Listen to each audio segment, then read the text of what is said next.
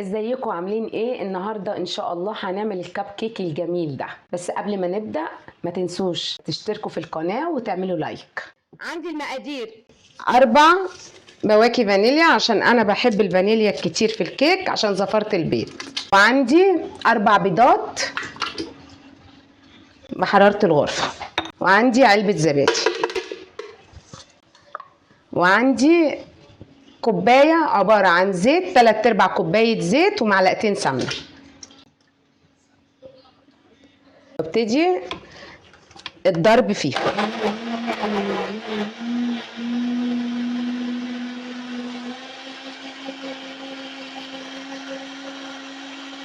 هفضل اضرب لغايه ما يبقى الخليط لونه كريمي،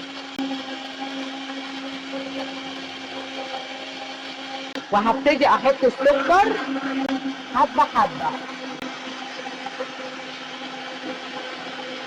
دي كوبايه سكر، وعندي معلقه خل عشان تساعد ان الكيكه تبقى مرتفعه.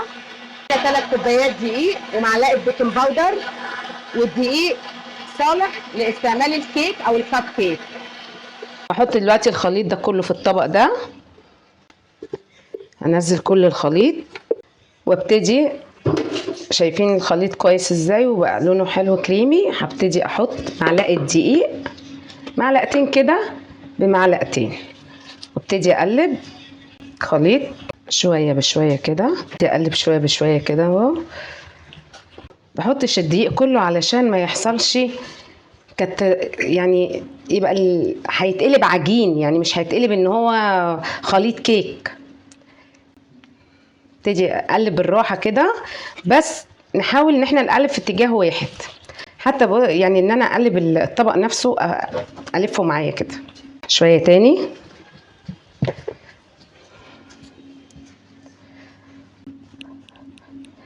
اقلب كده، ومش عايزه الخليط يكون تقيل، لان كل ما العجينه تكون خفيفه الكيك بيطلع خفيف كده وطري.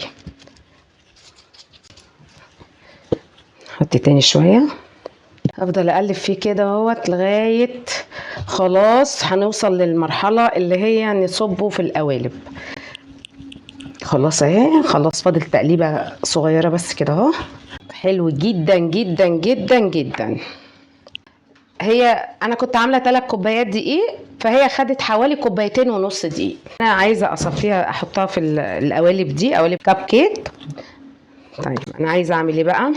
يعني هنحط في شويه كده اهوت كده كده قبل ما نحط العجينه نفسها. دي هتدي للكيكه شكل حلو. ايوه كده اهو. انا بحط كل الصوص الشوكولاته ده على، يعني انا هطلعها تبقى ليها شكل كده جميل. طيب انا عايزه اعمل ايه دلوقتي؟ عايزه، بسم الله الرحمن الرحيم، وابتدي بقى احط كده. بصوا مش عايزه املاها، انا مش عايزه املى القالب، انا عايزه القوالب ما تبقاش ممليه عشان لسه هتعمل رفع. خلاص ابتدي احطها كلها كده اهو كده كده، صبها في القوالب دي كلها. اصب لغايه يعني ما الخليط يملى القوالب اللي انا عاملاها.